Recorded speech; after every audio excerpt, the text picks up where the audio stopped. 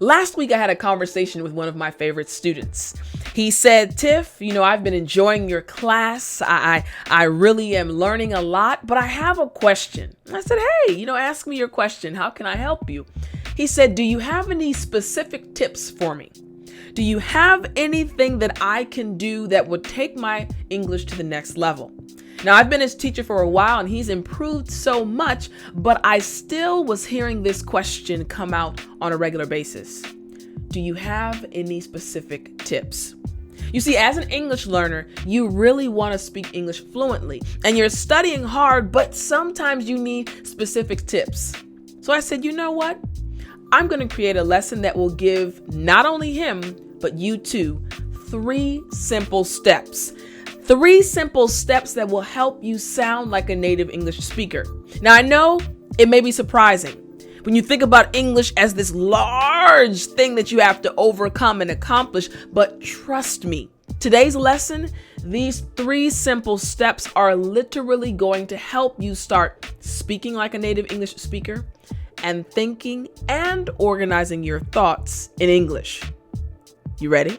Now, before I teach you this lesson, before I give you these 3 simple steps, I need you to do something for me. You see, my goal is to help 1 billion students around the world speak English with confidence. And I need your help. I need you to do 3 simple things for me. I need you to like this video, share this video, and subscribe. Here we go. Like, share, subscribe. Come on. I said like, share, subscribe. Last time, like, share, subscribe. I'm Teacher Tiffani. Let's jump right in.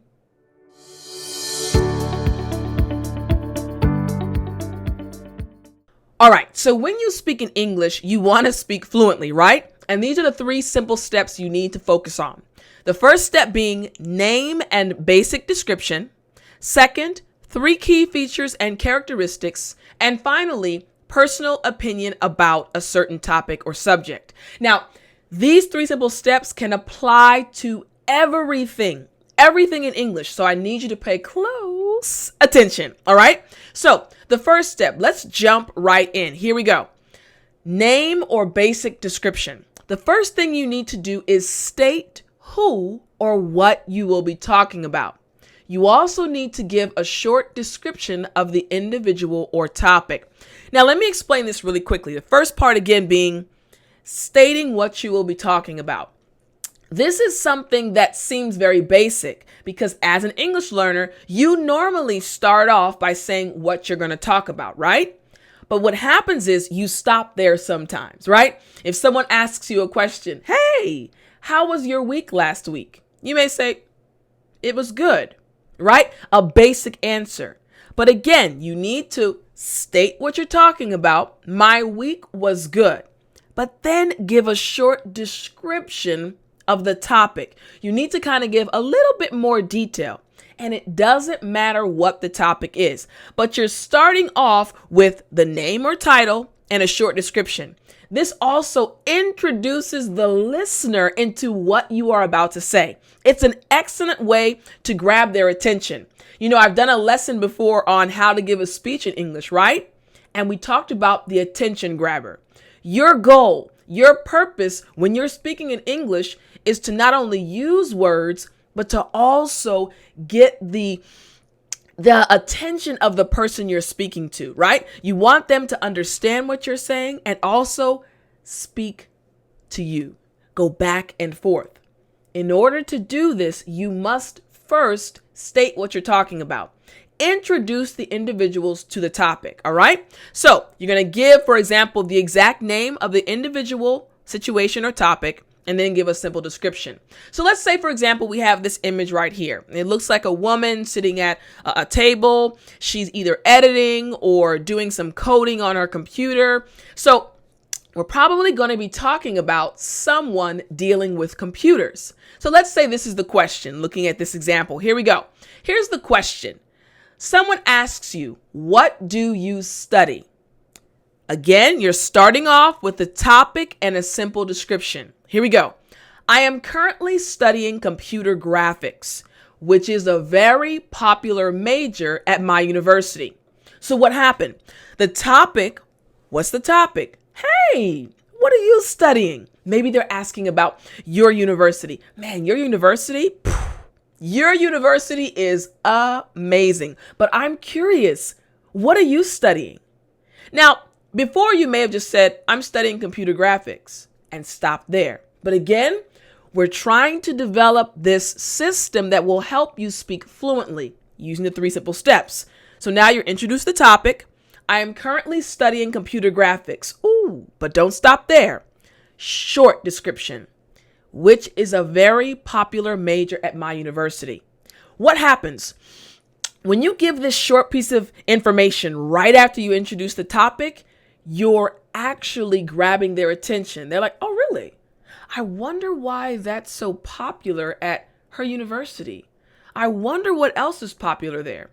Again, remember, fluency is not just about the words that come out of your mouth. It's also about encouraging the other individual to want to speak to you, right? To speak with you and have a great conversation. So, step 1, again, you are giving the topic and a short description. Now, if we move on to step number 2 is giving 3 key features or characteristics. The second thing you need to do is give the 3 or key features or characteristics of the person, situation, or topic you will be talking about. You should focus only on 3 key features or characteristics. Now, this is so interesting because I've had so many conversations with my students. I'm going to drink some water real quick, guys. I have so many wonderful students. And one of my students, she would always say, teacher, I don't have 3 key features, right? Ooh, this water is good, y'all. She said, I don't have 3 key features. She said, I only have 2. And I would always tell her, hun. A hun is another term just of endearment. It's just a nice way to say to someone like, hey, dear. Hey, hun. I say, hun, you know, it's important to have 3 key pieces of information. It's very important. If you only have 2, later on, you may forget. You might forget the information, but if you have 3 pieces of information, it will allow the person listening to get a good understanding of what you're talking about. And once you get in the habit of providing 3 pieces of information, your brain will also adapt and adjust. So whenever you're studying something, it's like your brain will gravitate and grab 3 pieces of information to hold on to. All right. So we would always have this conversation, and exactly what I said would happen did happen. The next time we had class, she said, teacher, I can't remember. I said, I told you. Your brain said, oh, you don't want us to have 3 pieces of information? Fine, we'll only give you 2. Again, what I'm explaining is you're training your brain to always have 3 pieces of information, no matter what you're studying. Again, I just drank some water, right? Now, think about this. If you talk about this situation later, what are 3 pieces of information, 3 details or features you can bring out from that situation? My teacher drank water. My teacher was really thirsty because she was talking. My teacher said the water was amazing. 3 key details about what just happened. Now, you see how naturally it was for me, how natural it was for me to do that? Because I've been practicing all my life. I've been learning English all my life as a native English speaker. So that's why it's so important to find 3 key features or characteristics. So let's say, for example, again, we're continuing with the example. We have this computer here. It looks like it's dealing with computer graphics as well. So again, the question being, what do you study? 3 key details that I must understand about computer graphics are that it requires an extensive understanding of various math concepts, multiple art genres, and modern technology. So you see, 3 key features or details were given. In order to understand computer graphics, it requires an extensive, means a vast, a broad, right?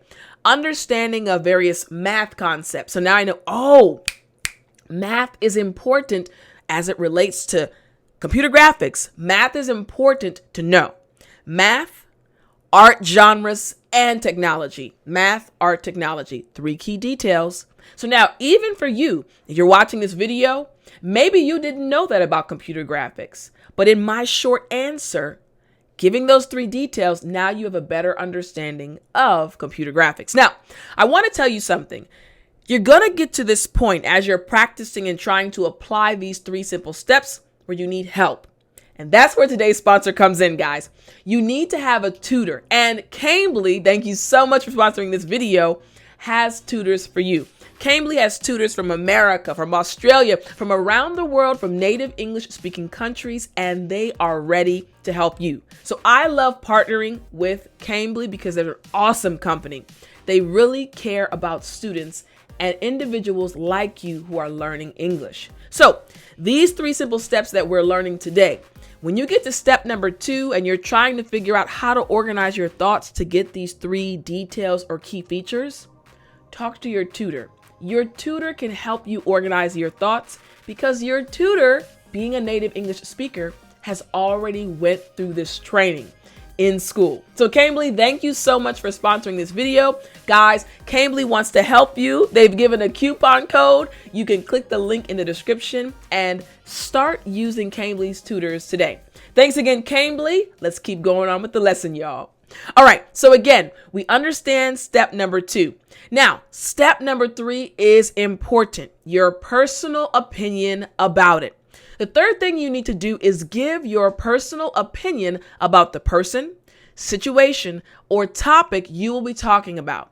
You need to remember to make your opinion clear and easy to understand. Now, this is something that was a little bit tricky for me to teach my students when I lived in South Korea, because giving your opinion is such a big part of American culture.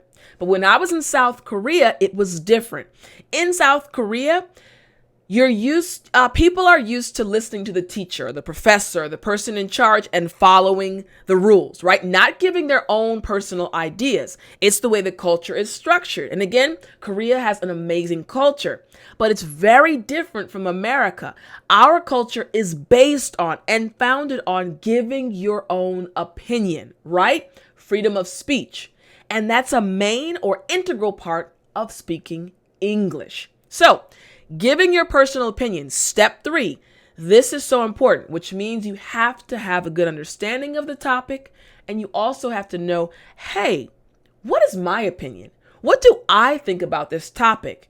This is very important. So, you're going to give your personal opinion. Now, you state a fact or a debated situation related to the person or topic, and then you give your personal opinion. So how is this going to be done? Let's see right here. It looks like this guy, he's looking at his computer. He's on social media. There are graphics on this page. Nice pictures, right? So if we go back to our question, what do you study? Here is how we could fulfill or finish this question. I am currently studying computer graphics, which is a very popular major at my university. 3 key details that I must understand about computer graphics are that it requires an extensive understanding of various math concepts, multiple art genres, and modern technology. Now, here we go. Now we're getting into the opinion section. Step number 3, right? Again, stating a fact or an idea and then giving my opinion or your opinion of that fact or idea. Here we go. Our world is becoming more digital. So I think I made a good choice when I chose to study computers. You see what happened, right? The question, what do you study? A simple question. And before this lesson, you probably would have just said, oh, I'm studying computer science, or oh, I'm studying business. And that's correct. But if you want to speak English fluently, you must follow these 3 simple steps. You must do what? You must first state the topic, what you're describing, and give a short description. Then the second step, you must give the 3 key features or details. And finally, give your personal opinion. Now, when you start adapting and start using these 3 simple steps, whoo, your English is going to go to the next level and you will sound more fluent. Guys, I really hope you enjoyed this lesson. I hope, just like my student, these 3 simple steps will help you. I'm looking for you guys to put in the comment section after you've applied these simple steps. Tell me how you feel. Teacher, man, they really helped me. I want to know because I want to help you more. All right, guys, I hope you enjoyed. I can't wait to talk to you next week. Remember to like, share, and subscribe. And also remember to speak English.